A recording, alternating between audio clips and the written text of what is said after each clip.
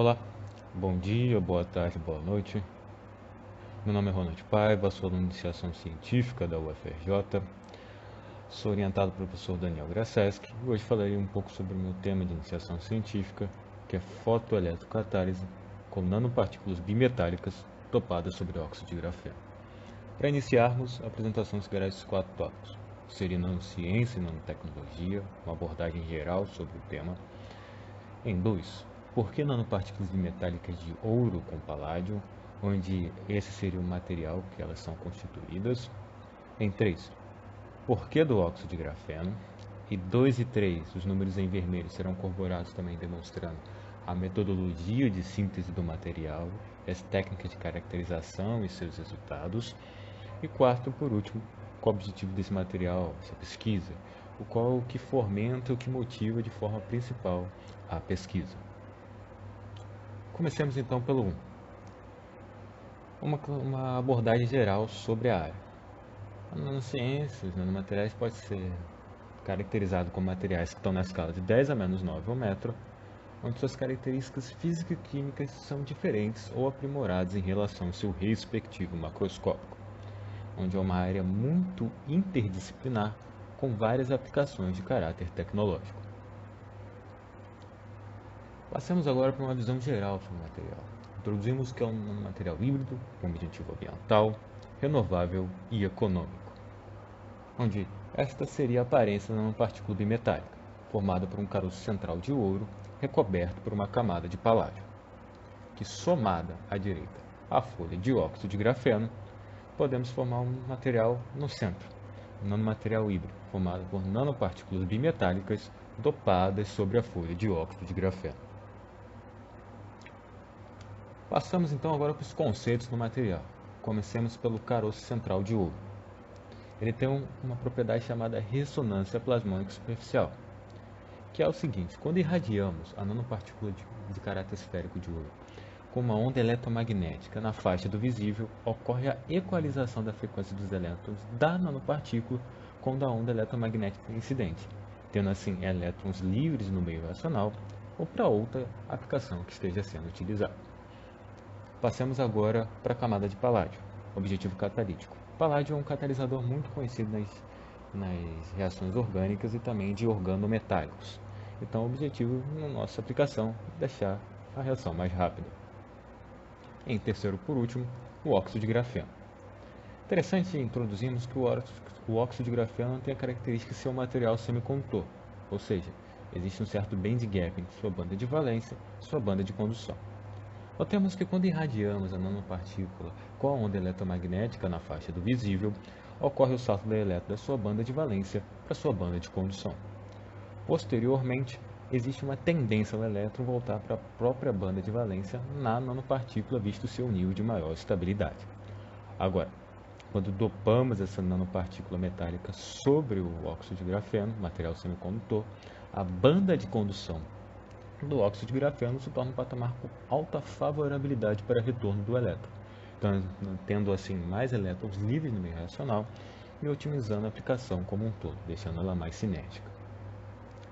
Passemos agora para os métodos de síntese do material. Inicialmente temos aqui o GO e o ácido tetacloroálcool, onde reduzimos com citrato de sódio. Formamos nessa primeira etapa aqui nanopartículas monometálicas de ouro sobre o óxido de grafeno. Agora podemos partir para a segunda etapa. Pegamos o material sintetizado, colocamos um sal com paládio e reduzimos com ácido ascórbico, onde essa porcentagem aqui faz referência à variação da concentração do paládio no meio. Variamos para ver como ia variar a espessura da camada de paládio sobre a nanopartícula de ouro e as suas propriedades físicas. Onde um esquema para que fique mais palpável a visualização da formação da camada de paládio é apresentado. Colocamos o paládio no meio junto com o agente redutor, o paládio é reduzido e começa a dissolver sobre a superfície da nanopartícula de ouro. Ao decorrer que vai mais paládio reduzido dissolvendo, reduzimos todo o paládio e recobrimos a nanopartícula de ouro. Temos então a nanopartícula bimetálica, caroço central de ouro, camada de paládio. Assim, chegamos ao nosso material final, uma nanopartícula bimetálica dopada sobre o óxido de grafeno. Passemos agora então para as análises que foram utilizadas, essas 4 análises. Em primeiro, a microscopia eletrônica de transmissão. Em segundo, a espectroscopia de raio-x por dispersão e energia. Em terceiro, a microscopia hiperespectral de campo escuro, onde essa terceira, por não ser uma análise muito convencional, explicarei mais à frente. E por último, a espectroscopia de impedância eletroquímica. Comecemos então pela primeira, a microscopia eletrônica de transmissão. Temos aqui as imagens dela, onde esses números verdes em cima das imagens fazem referência à concentração de paládio no meio. Temos 0,05%, depois temos aqui 0,1%, e no próximo slide veremos 0,2% e 1%, que foram todas as concentrações variadas. Onde, nessas três primeiras imagens, já podemos notar, nas três imagens, os pontos claros fazem a referência à nanopartícula bimetálica, a visualização dela, e ao fundo dela temos a folha de óxido de grafeno, já dando um palpite inicial sobre a morfologia do material. Passando para as próximas concentrações, já podemos ter outra visualização sobre a morfologia, tanto na de 0,2%, tanto na de 1%, já temos uma mais palpável visualização da camada de paládio. Assim, na de 0,2% tivemos uma camada com uma espessura por volta de 3 nanômetros, e na de 1% tivemos uma espessura por volta de 8 nanômetros, comprovando então a morfologia que foi apresentada lá inicialmente. Um caroço central de ouro recoberto por uma camada de paládio. Passemos adiante então. Vamos agora para o EDS, onde fizemos aqui o EDS para de 0,05% e para de 0,2%. Onde vermelho, tanto na imagem do mapa do EDS, tanto no espectro, faz referência ao ouro, e o azul ao paládio. O feixe de análise seguiu essa seta branca. Então me permita, olhamos que quando o feixe de análise começa a interagir aqui no começo da nanopartícula, temos um maior sinal relacionado ao paládio. Ao decorrer que o feixe começa a vir mais para o meio da nanopartícula, ocorre uma ascendência do sinal do ouro. Ao final, de novo, ocorre uma descendência agora do sinal do ouro e uma ascendência no sinal do paládio, comprovando a composição de interesse. Um caroço central de ouro é coberto por uma camada de paládio que corrobora com a morfologia mostrada anteriormente. Com o EDS também conseguimos tirar outro resultado. E com o aumento da concentração de paládio no meio, ocorreu o aumento do pico no espectro relacionado ao paládio, comprovando então que a síntese foi um sucesso. Passamos agora para a terceira análise, a microscopia hiperespectral de campo escuro, onde me permita uma breve explicação. Imaginemos um feixe de fótons que vem de baixo para cima, onde temos aqui em vermelho a nossa amostra, onde a luz, o feixe amarelo vindo para a lateral representa que a luz transmitida não é analisada. Apenas os feixes de fótons que são espalhados dentro do ângulo de análise da lente objetiva são efetivamente posteriormente processados, onde são processados por uma parte responsável pelo digital e uma parte responsável pelo espectral. Teremos como resultado então uma imagem digital, onde cada espectro da imagem terá, onde cada pixel da imagem terá um espectro correlacionado. Assim, temos então uma imagem digital à direita, onde conseguimos correlacionar um espectro a ela, onde os pontos verdes fazem referências a nanopartículas que não aglomeraram e os pontos vermelhos a sítios, a locais onde ocorreu certa aglomeração de nanopartículas.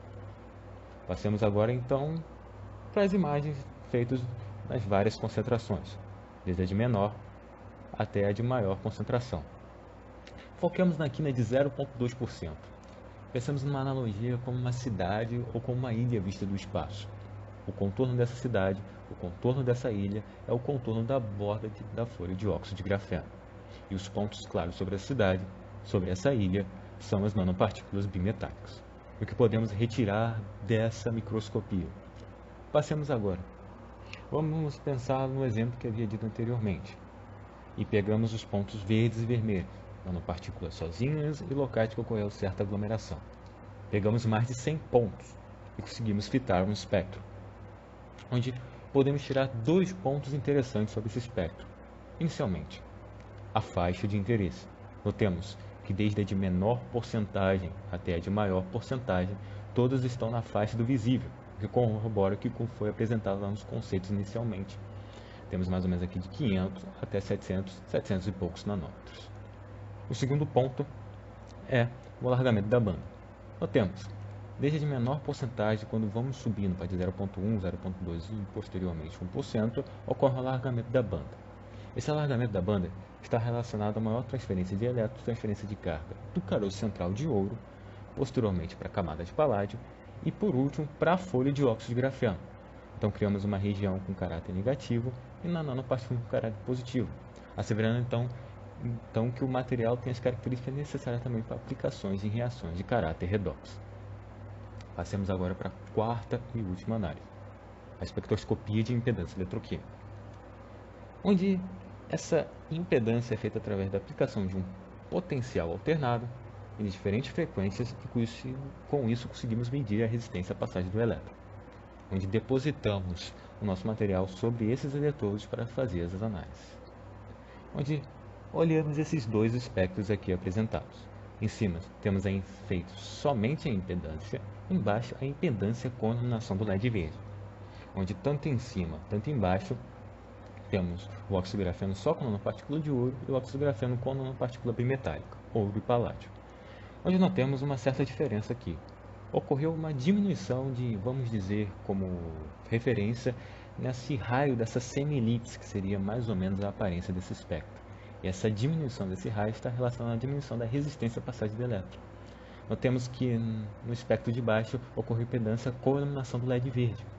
O LED verde está na faixa do visível, ou seja, uma radiação eletromagnética na faixa do visível. Assim, citamos a ressonância plasmônica sobre o nosso material e temos mais elétrons livres no eletrodo, diminuindo a resistência à passagem dos elétrons. Assim, com as 4 análises feitas, conseguimos comprovar a morfologia, composição e propriedades físicas de interesse. Passamos então para o quarto e último ponto, a aplicação final. Temos aqui, imaginemos nesse esquema, um tanque com o nosso material, que é despejado um tanque reacional, que é irradiado pela luz solar, onde o objetivo é degradar, catalisar o asfalteno em compostos como gasolina, diesel, gás, entre outros. E por quê? Notemos aqui, passemos para o próximo. O asfalteno é um produto aqui do fundo da destilação da cadeia do petróleo, onde à direita, temos uma das suas possíveis fotos 3x4. Digo possível foto 3x4, visto que a sua estrutura ainda não está totalmente elucidada. Os dois pontos relacionados à quarta, a aplicação que fomenta, de forma geral, a pesquisa é, em primeiro, maior retorno econômico. Notemos que, em comparação às frações de massa molar, aos seus irmãos aqui de cima, o asfalteno tem uma menor nobreza econômica atrelada à sua posterior venda, ou seja, uma menor margem de lucro. Assim, a empresa que aplicar o nosso material degrada o asfalteno em composto com uma maior margem de lucro, aumentando então a margem de lucro da empresa. Então, esse primeiro ponto é atrelado a um abarcamento econômico. O segundo ponto é a questão de ser um método eco-friendly.